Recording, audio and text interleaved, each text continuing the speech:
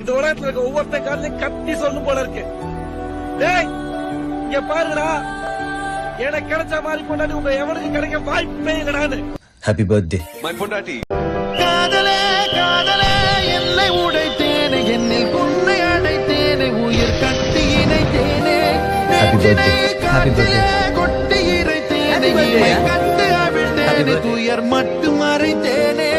நிழலாடும் நினைவில் நின்று களவாடி தருவேன் என்று கடிகாரம் காலம் நேரம் சுழற்றிடுவேன்.